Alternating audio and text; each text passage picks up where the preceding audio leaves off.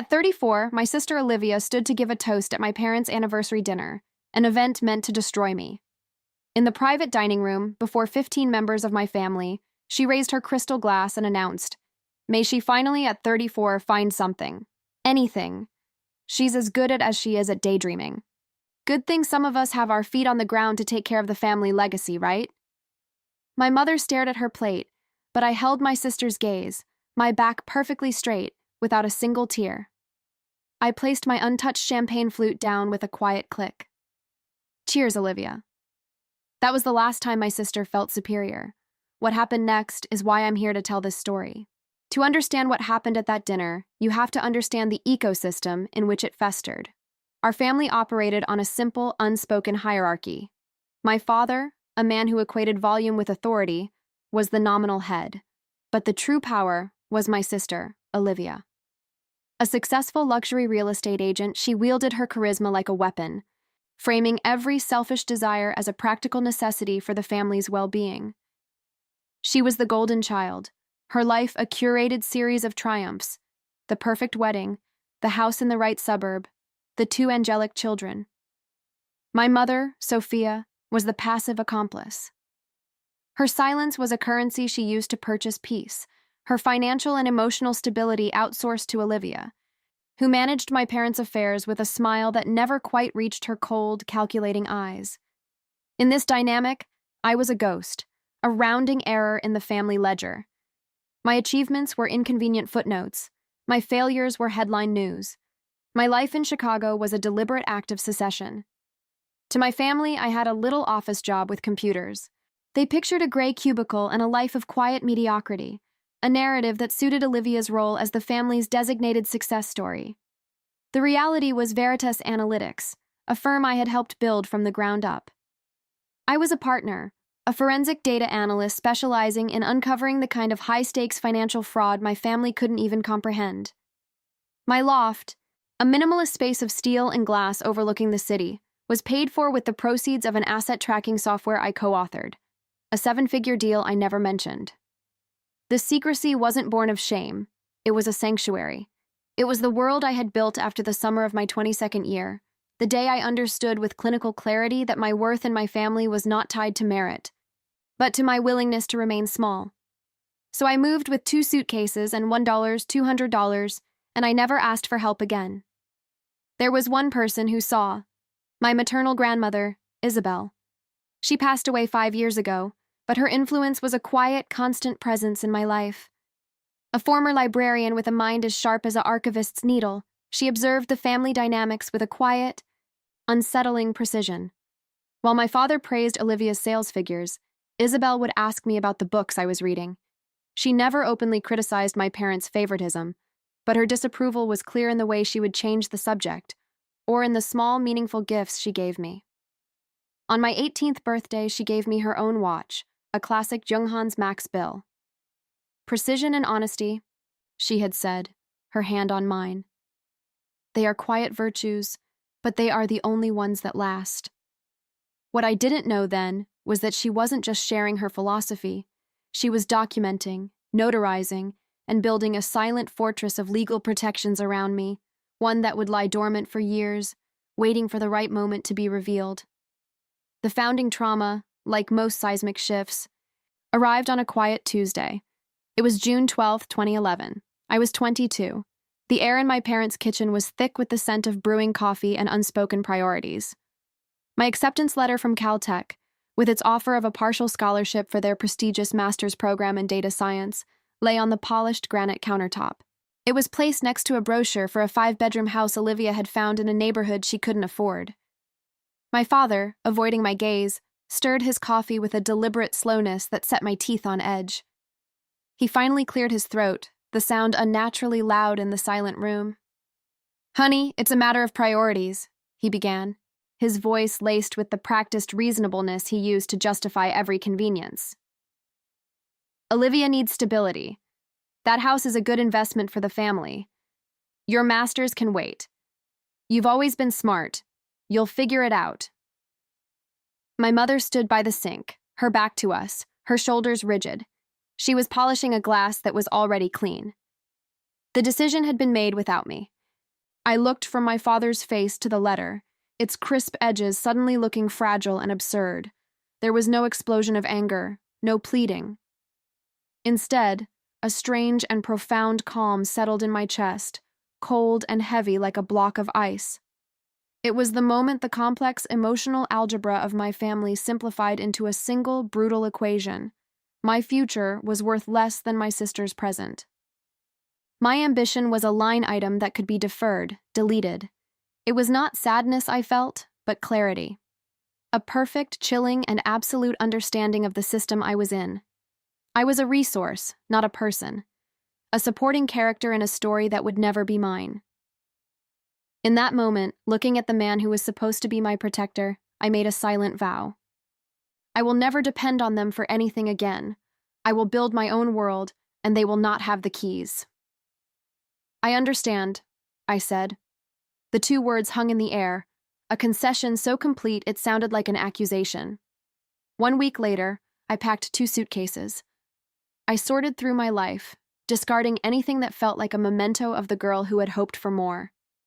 I kept the books, my laptop, and the Younghans watch from my grandmother. I took the $200 I had saved from summer jobs, all of it in cash. I bought a one-way bus ticket to Chicago, where an entry-level job at a small analytics firm was waiting. As I walked out of the house, I didn't look back. There were no dramatic goodbyes, no tears. It was a quiet amputation. I was leaving behind the illusion that love and support were unconditional. The silence in the house as I closed the front door for the last time was not empty. It was full of the future I was about to build, a future they would have no part in, a world where my worth would be a calculated, undeniable fact. The first 5 years in Chicago were a blur of cheap coffee, secondhand textbooks, and the relentless hum of a city that didn't know my name. I lived in a walk-up in Wicker Park with a terminally ill radiator that gurgled and hissed through the night, a sound I came to associate with the price of solitude. My days were spent at Veritas Analytics, then a small firm with big ambitions, where I was the quiet girl in the corner, parsing spreadsheets until my eyes burned. My nights were spent at the Harold Washington Library, or hunched over my laptop, devouring online courses in advanced data forensics and cryptography. My family's occasional phone calls were brief and perfunctory, filled with news of Olivia's latest social triumph. They never asked what I was studying. They never asked about the specifics of my job. Their disinterest was a gift. It was the privacy I needed to build my armor, line by line of code, chapter by chapter of theory. The first real test of my resolve came at 10:17 p.m. on a freezing November night when I was 26. My father's name flashed on my phone, a rare occurrence. His voice was laced with a forced bonhomie that always preceded a request. Olivia, he explained, had found the perfect antique dining set for her new home, but she was a little short. He needed to borrow $5. He said it casually, as if asking for the time, the assumption clear in his tone. Of course I had it. I had a job. I had no family. What else would I be spending my money on? My own savings account at the time held $5,321. 48, the product of 4 years of ferocious frugality. A cold stillness spread through me. No, I said. The silence on the other end of the line was heavy with his shock and disapproval. He said something about family, about being a good daughter, but I barely heard it. I hung up the phone, and for a full hour, I sat in the dark, my body racked with a guilt so profound it felt like a physical illness. But beneath the guilt was a bedrock of certainty. That money was my wall against the world they had created. I would not tear down my own defenses to decorate my sister's dining room. My career pivoted at age 29. The case involved a hedge fund implosion, a labyrinth of offshore accounts and phantom assets that had baffled regulators. For 6 weeks, I lived inside the data, sleeping on a cot in my office, fueled by vending machine sandwiches and the thrill of the hunt. The numbers told a story, a language of deception I was uniquely fluent in. The fraud was not in the transactions that existed, but in the ones that didn't, a ghost in the machine designed to inflate the fund's value by precisely $14 million. I found it at 3:12 a.m. on a Sunday morning, a single thread of code in a digital haystack. Presenting my findings to the board felt like surfacing after holding my breath for a decade. They didn't just listen. They saw me. That case put Veritas Analytics on the map. It also made me a partner. I signed the papers, my hand steady. My share of the company was modest then, but it wasn't about the money. It was about the validation of a skill set my family didn't even know I possessed. The years that followed were about building. I channeled my focus into a single project, a proprietary software that could trace and verify assets through the most convoluted financial structures. I called it TracerX. It was my life's work, distilled into an elegant, ruthless algorithm. It was also my sanctuary. While Olivia was curating her life for Instagram, I was debugging code, negotiating licensing deals, and quietly building a fortune. When a major financial corporation acquired the software, my share of the deal came to just over $1.2 million. The money went into a diversified portfolio managed by a discreet firm in Zurich. To my family, I was still just Emily, the one with the quiet computer job. The secrecy wasn't an act of rebellion anymore. It was an act of preservation. My success was a world I had built from nothing, and I would not allow it to be contaminated by their judgment, their envy, or their inevitable requests for a loan. 5 years after her death, my grandmother reached out from the grave. A thick cream envelope arrived by courier, bearing the letterhead of a prestigious law firm. Inside, the executor of Isabel's estate informed me of a trust she had established on my 18th birthday. It was to remain locked until I turned 35, or until I could present what Isabel had termed a certificate of family vulnerability, a notarized document proving a direct act of financial malfeasance against me by a primary family member. Enclosed was a personal letter, her familiar, precise script filling the page. She wrote of her quiet observations, of her fears for my future in a family that rewarded performance over substance. She ended with a cryptic instruction.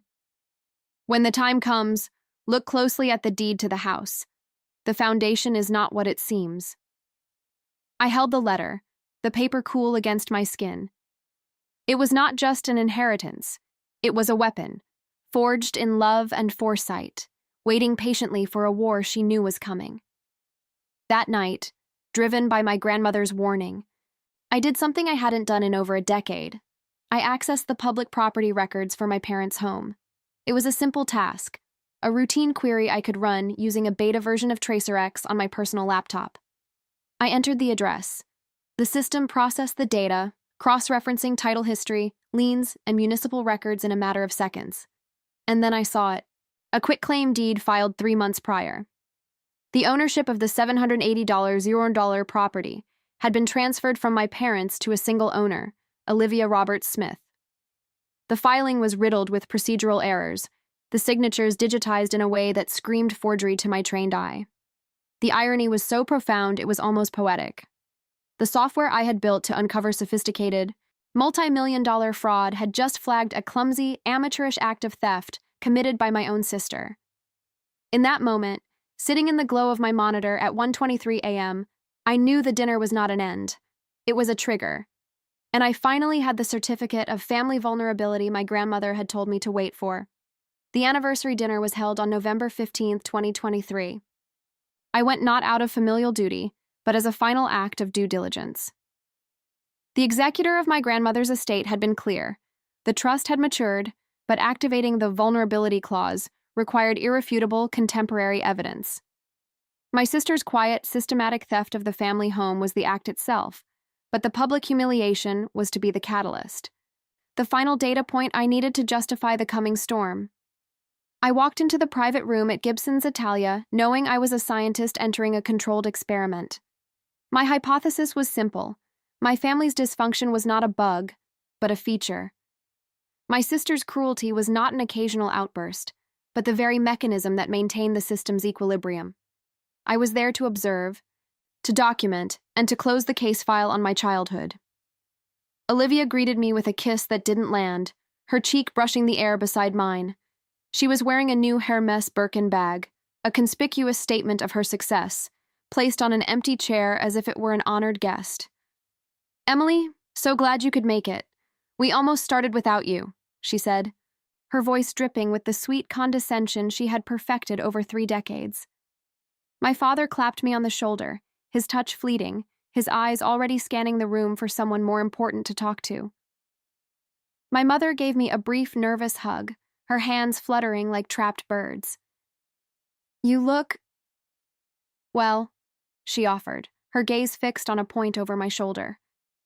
I was seated at the far end of the table, a strategic placement that afforded me a perfect, unobstructed view of the entire family dynamic, a theater of quiet aggressions I had spent a lifetime studying. The first hour was a symphony of their greatest hits. My father held court, his voice booming as he recounted a story about a golf game, the punchline landing to dutiful laughter. Olivia spoke of closing a multi-million-dollar deal on a lakefront property, her narrative polished to a high sheen, every detail designed to underscore her indispensability. My cousins, all successful in their own right, listened with a mixture of feigned interest and practiced patience. I remained silent, a ghost at the feast, my presence acknowledged only in passing glances. The silence that had once been my shield now felt different. It was no longer a passive defense, but an active tool of observation. I was no longer the hurt child in the corner. I was the analyst, gathering the final pieces of evidence before presenting my findings. The main courses were cleared and the dessert menus were distributed. The air was thick with the scent of expensive perfume and the low hum of self-congratulation. It was then that Olivia stood, tapping her crystal champagne flute with a manicured fingernail. The room fell silent. Her smile was radiant, a practiced performance of warmth and affection. "On behalf of all of us," she began, her gaze sweeping across the table, "I want to wish Mom and Dad the happiest 40th anniversary. Your love has been the bedrock of this family, a true inspiration." The words were perfect, the delivery flawless. But then, her eyes found mine, and a familiar, predatory glint appeared. The moment had arrived. The final scene of the play. "And," she continued, her voice rising slightly, "let's give a special toast to my little sister, Emily." The table tensed. It was a subtle shift, a collective intake of breath from those who knew what was coming. May she finally, at 34, find something. Anything. She's as good at as she is at daydreaming. The words landed like stones in the quiet room. A few nervous coughs broke the silence. My uncle shifted uncomfortably in his chair, his gaze dropping to his plate. My mother's hand trembled as she reached for her water glass, her face a mask of pained neutrality. Olivia paused for effect, letting the humiliation settle, a satisfied smile playing on her lips.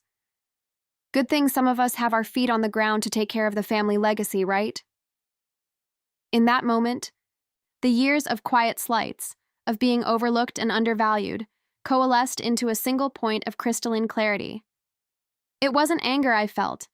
It wasn't even pain. It was the cold, clean satisfaction of a successful diagnosis.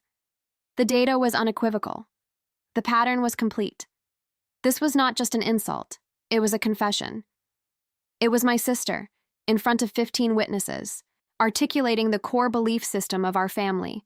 My dreams were a liability, her materialism a virtue. The quiet girl who would have cried in the car on the way home was gone. In her place was a woman who understood the language of power, a woman who held a notarized document that could dismantle my sister's entire world. I met her gaze across the long, polished table. I did not look away. I did not flinch. My back was perfectly straight. My hands were steady on the table. For a full 10 seconds, I held her there, in the quiet space between her attack and my response. The silence stretched, becoming its own entity in the room, heavy and uncomfortable for everyone but me. I watched the confidence in her eyes flicker, replaced by a flicker of confusion. She had expected tears, a stammered defense, or a humiliated retreat. She was not prepared for the unnerving calm of an opponent who had already won. Slowly, deliberately, I picked up my untouched champagne flute. I did not raise it. I held it for a moment, the cool glass a grounding presence in my hand. Then, I placed it back on the table with a soft, definitive click that sounded like a gavel in the hushed room. My voice, when I finally spoke, was low, even, and devoid of any emotion.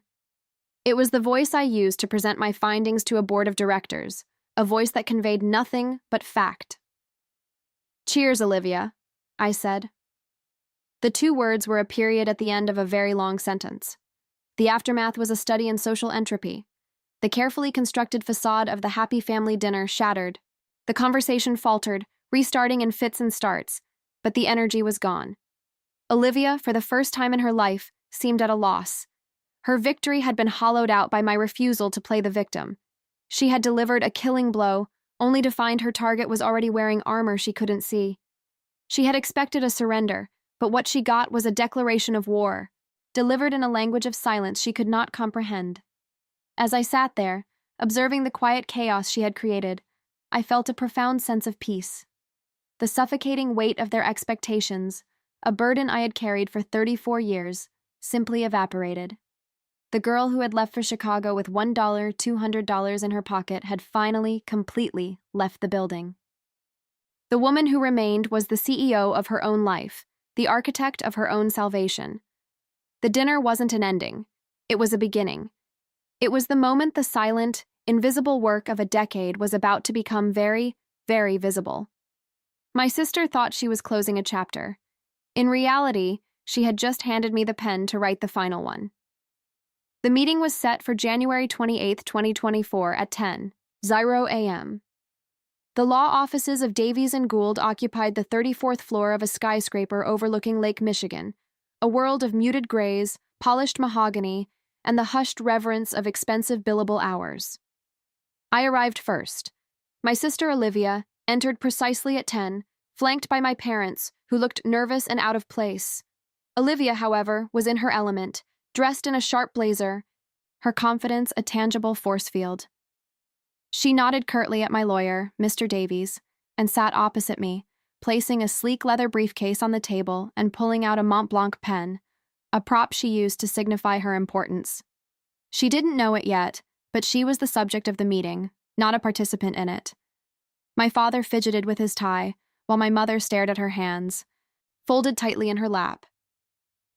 The five of us sat in a charged silence, waiting for the proceedings to begin. Mr. Davies, a man whose placid demeanor belied a surgical legal mind, began by stating the purpose of our gathering was to discuss a matter pertaining to my grandmother's estate. Before he could elaborate, Olivia interrupted, her voice laced with the same condescending impatience she had perfected over a lifetime. Honestly, Emily, what is all this drama? She sighed, glancing at her watch. The house is mine. Mom and Dad agreed. It's for the best, a way to keep the assets secure and managed properly. We're all on the same page. My parents nodded in unison, their faces etched with a practiced agreement that had long ago replaced independent thought. Olivia leaned back in her chair, a picture of performative reasonableness, the benevolent dictator ensuring the family's future. She believed her own narrative so completely that the possibility of being questioned was not even a remote consideration. Without acknowledging her outburst, Mr. Davies slid a single yellowed document across the table. It was a copy of the original deed to my parents' house, the one from when my grandmother first purchased it. He tapped a paragraph near the bottom, a clause handwritten in Isabel's familiar, elegant script. It stipulated that in the event of a sale or transfer of title, I, Emily Roberts, held the right of first refusal. The legal language was clear, archaic, and irrefutable. A sentimental thought from an old woman, Olivia scoffed, barely glancing at it. It's sweet, but it doesn't change the fact that Mom and Dad signed the new deed. It's a done deal. My father nodded again, eager to dismiss the complication. Your grandmother was always a bit of a worrier, he said, forcing a smile. She didn't understand modern finances. The next document Mr. Davies presented was a notarized letter from Isabel, dated the day I turned 21. He didn't read the whole thing, only a single, devastating paragraph. I fear Sophia and Robert's blind faith in Olivia's ambition will one day come at Emily's expense, my grandmother had written. The clause in the deed is not a suggestion. It is a shield. It is to be enacted as a legal stopgap should Olivia ever convince them to sign away the one true asset they possess. I have seen her capacity for self-interest, and I will not allow my granddaughter's birthright to be erased by it. My mother flinched, a small, involuntary movement, as if the words themselves were a physical blow. The room grew colder. The letter was not just a legal instruction, It was a prophecy, fulfilled in this very room. Then came the final exhibit. Mr. Davies placed a thick, spiral-bound report on the center of the table. The cover was simple, bearing a logo and a name: Veritas Analytics, Forensic Audit Report. A flicker of confusion crossed Olivia's face. The name meant nothing to her. My lawyer didn't open it. He simply stated the facts. The report contained a 20-page forensic analysis of the quitclaim deed Olivia had filed 3 months prior. It detailed how the signatures were digitized and applied in a manner inconsistent with my parents' signing habits. It time-stamped the file creation to an evening when my parents were, according to their own calendar, at the theater. It concluded, with mathematical certainty, that the transfer of the $780,000 property was executed through fraudulent means. The change in Olivia was instantaneous and profound. It was not a sudden collapse, but a slow-motion implosion of a carefully constructed reality. The vibrant color drained from her face, leaving a pale, waxy mask. Her hand, which had been resting confidently on her Mont Blanc pen, tightened until her knuckles were bone white, the pen's gold nib pressing into the wood of the table. She leaned back in her chair, a subtle, almost imperceptible retreat, the physical manifestation of a crushing defeat. For the first time in her life, she was confronted with a set of facts her charisma could not bend. My father stared at the report, then at Olivia, his expression a mixture of confusion and dawning horror. The silence in the room was absolute, a vacuum where her power used to be. My father was the first to speak, his voice a bewildered stammer. "Olivia, what is this? It's a mistake, right? Some kind of misunderstanding." She didn't answer. She couldn't. Her eyes were locked on the cover of the report, the name Veritas Analytics now burning in her mind.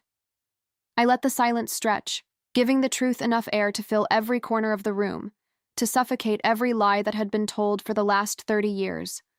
Only when the full weight of the moment had settled did I speak. My voice was low and steady, the same tone I used to deliver the conclusion of any other audit. It held no anger, no triumph, only the dispassionate finality of a closed case. "It was never about the house, Olivia," I said, meeting her vacant gaze. "It was about you understanding that your actions have consequences." The weeks following the meeting unfolded not with a bang, but with the quiet, inexorable logic of a court order. The legal process was stripped of all emotion. A series of papers signed in the sterile quiet of the law office. Olivia, flanked by a lawyer of her own, signed the documents that voided the quitclaim deed. She didn't look at me. Her signature, usually a confident, flamboyant script, was tight and constricted. The house was no longer hers. That was the first consequence. The paper, a simple legal form, was more powerful than any argument, any plea, any tear she could have shed. It was a fact, cold and immutable. Part of the agreement, a clause my lawyer had drafted with surgical precision, stipulated that in exchange for not pursuing criminal charges for fraud, Olivia would renounce any and all future claims to our parents' estate. It was not a punishment I had asked for, but a logical firewall. My father argued it was cruel, a step too far. But my lawyer put it in terms he could understand. It wasn't about revenge. It was about risk mitigation. Olivia had proven herself to be an unreliable steward of the family's assets. This document simply acknowledged that reality. She was no longer a designated heir.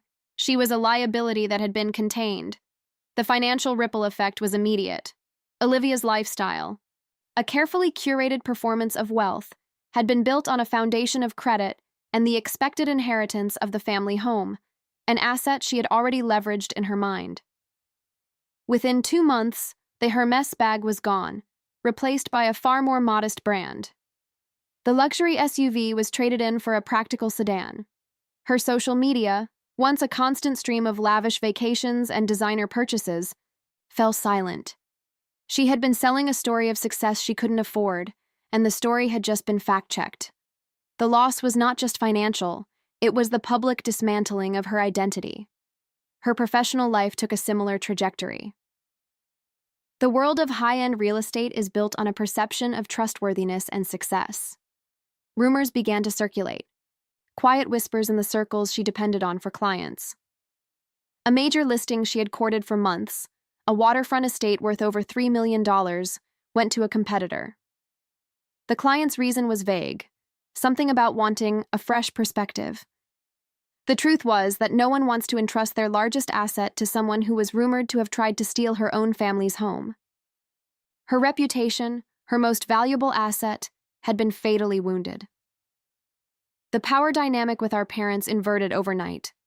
Stripped of her role as the future inheritor and financial manager, Olivia lost her leverage.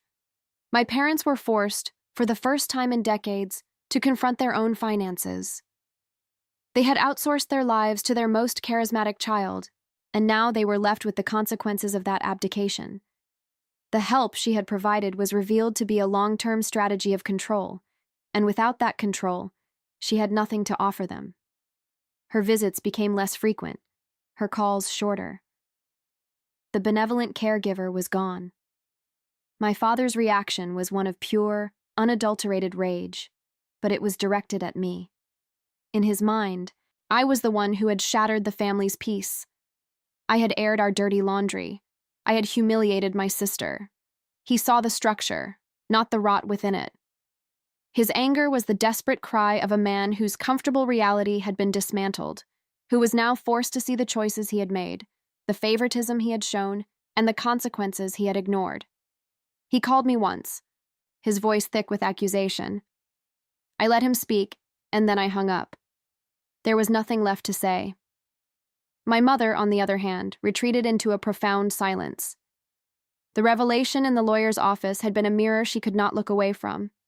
She saw not only her daughter's betrayal, but her own complicity, the thousands of small moments where she had chosen peace over principle, where she had looked away to avoid a confrontation.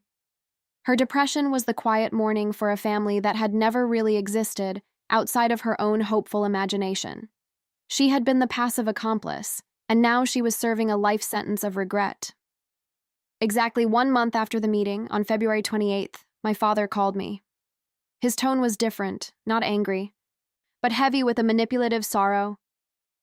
"Honey, your mother isn't doing well," he said. "She barely leaves her room. Maybe we were harsh. Maybe this has all gone too far. We're family, Emily."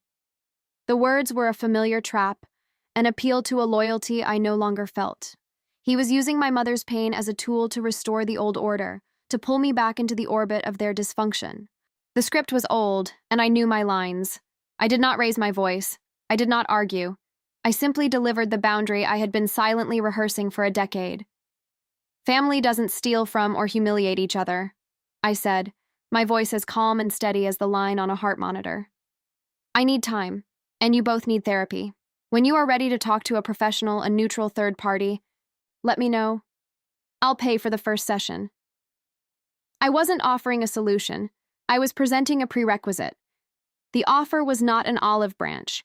It was a locked door with a single, clearly marked key.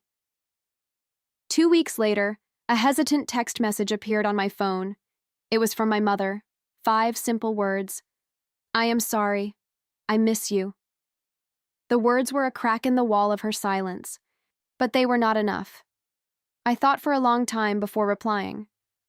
My response had to be honest but not cruel, firm but not punishing.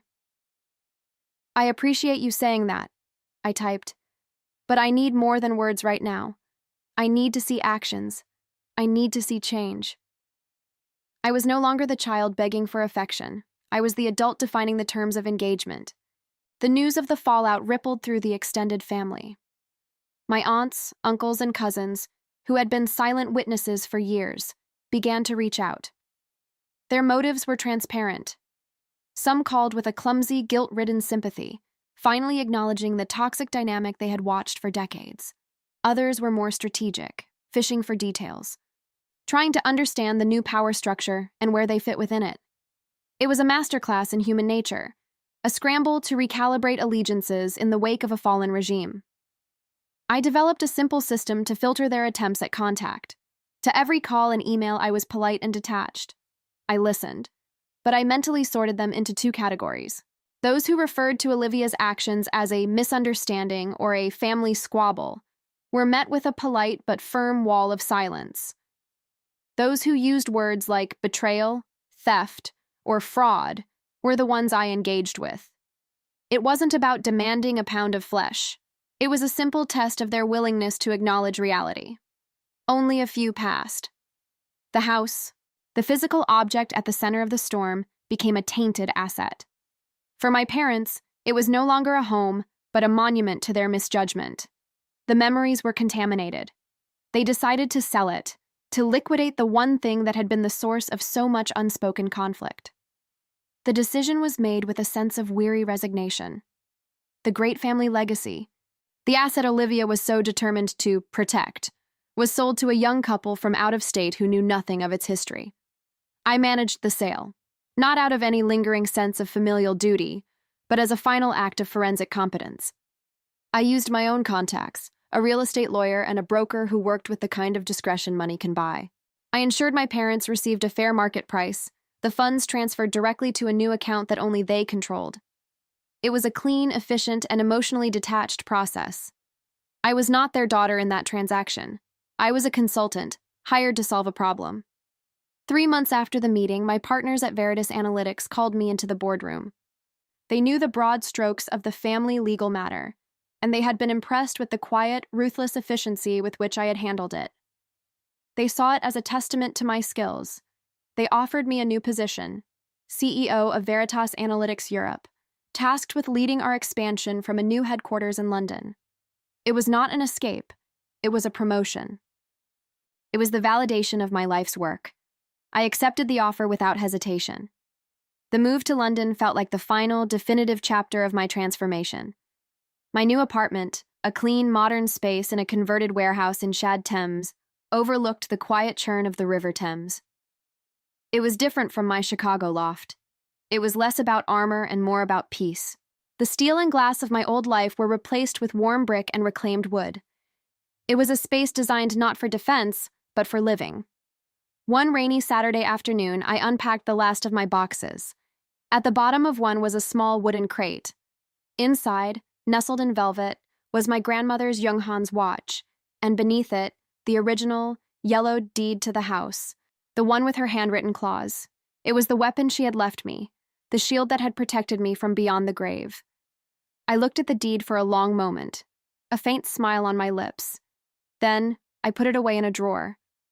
The house was never the prize. The freedom from its legacy was. I picked up the watch. Its clean, minimalist face was a testament to my grandmother's philosophy: precision, honesty, and quiet virtue. I fastened the worn leather strap around my wrist. It was not a status symbol like Olivia's Birkin bag. It was a tool.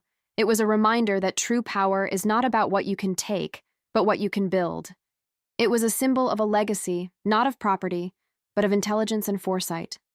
I never saw Olivia's new reality up close, but I heard about it through the family grapevine. She was still a real estate agent, but now she specialized in suburban rentals, her days spent showing modest 2-bedroom apartments to young families. The confident, predatory gleam was gone, replaced by a strained professional smile. She was no longer the queen of her domain, but just another worker, paying her bills, her past a silent, heavy weight she carried into every room. My parents, too, found a new, more modest equilibrium. They moved into a small condo in a retirement community, its finances managed by a neutral third-party advisor I had vetted. They lived within their means for the first time in their adult lives. They were not destitute, but the era of Olivia's subsidized glamour was over. Their new life was smaller, quieter, and stripped of the illusions they had so carefully maintained. It was, in its own way, a reckoning with the truth. I never thought of the outcome as justice. Justice feels triumphant, emotional. This was simply a correction. It was the inevitable result of a flawed structure collapsing under the weight of its own lies. I had not sought revenge. I had simply stopped participating in the fantasy. My only action was to present the facts. The consequences that followed were not my creation. They were the natural, logical result of a system built on a foundation of deceit. Forgiveness was never the goal. Forgiveness implies a desire to reconcile, to return to a previous state. But the old state was the source of the wound. My goal was not to forgive, but to heal. And healing required distance. It required the severing of the ties that had bound me to their toxic ecosystem. My peace was not found in absolution, but in the quiet, profound freedom of their absence. One evening, I received a call from a cousin, one who had always been kind but distant, a neutral observer in the family drama. He had heard about my promotion to London and was calling to genuinely congratulate me. There was no agenda, no fishing for information, just a simple, human connection. It was a small reminder that not all family is a liability. Some threads are worth keeping. My diversified portfolio, the one managed by the discreet firm in Zurich, continued to grow. It was the silent, steady engine of my independence, the tangible result of those long nights of study, the years of quiet, focused work. It was my secret, the source of a power my family had never understood because it was not performative. It was the quiet, unassailable fact of my own competence. The great performative family gatherings ceased to exist. Christmas, Thanksgiving, birthdays, they all passed without the obligatory, tension-filled dinners. The central stage for the family drama had been dismantled. There was no audience, and the lead actress had lost her role. The family had not been destroyed. It had simply been reduced to its constituent disconnected parts. A profound sense of calm settled into my life. The immense mental and emotional energy I had once expended navigating the treacherous currents of my family was now free. It flowed into my work, into building the London office, into exploring my new city, into building a life of my own design. It was a quiet, liberating peace, the sound of a battle finally over. My focus shifted entirely to the future, the challenges of the European market, the complexities of international finance, the thrill of building a new team. These were the problems that now occupied my mind. The past was no longer a wound to be tended to. It was a case file, stamped closed, stored in a secure archive, to be referenced only if necessary. It no longer had the power to harm me. In the end, I learned the most powerful lesson of all. The best response to humiliation is not to fight back, not to seek revenge, but to build a life so full and meaningful that those who sought to diminish you become irrelevant. I did not destroy their world. I simply left it. And in their shrinking, self-inflicted isolation, they were forced to confront the one thing they could no longer avoid: themselves. My London apartment overlooks the Thames. The water, a calm gray ribbon reflecting the shifting sky. The light here is different from Chicago's sharp-edged glare.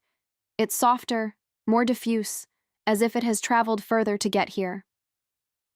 In the last box to be unpacked, I found the small wooden crate my grandmother's executor had sent.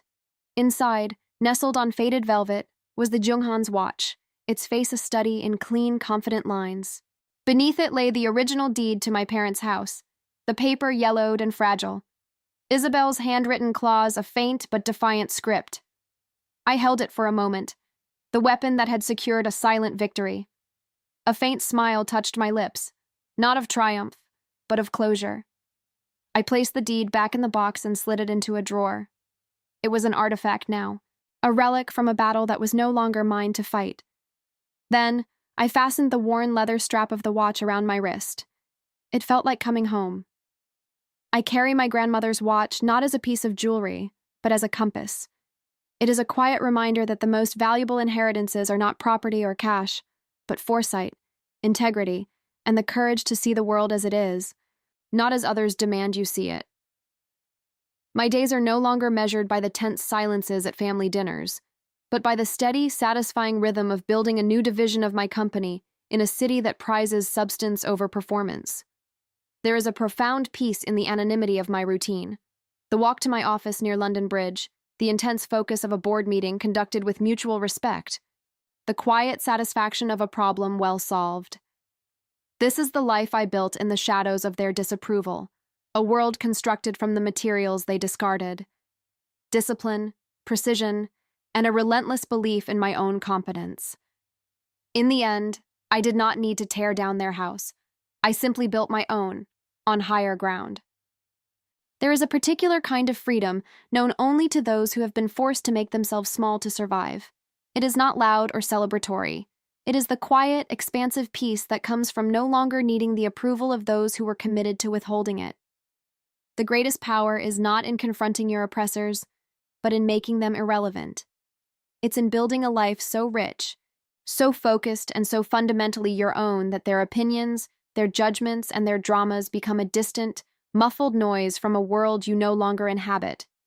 You do not have to burn their bridges, you simply have to walk away and build your own, stronger ones, leading to a place they cannot reach. The victory is not in their defeat, but in your own serene, unassailable peace. This peace is the truest measure of success.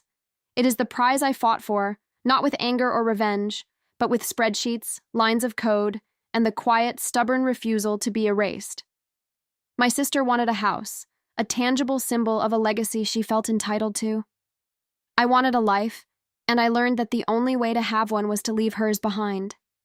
They are still there, trapped in the wreckage of the world they built, while I am here, watching the tide roll in on a different continent, the past a closed file in a locked drawer.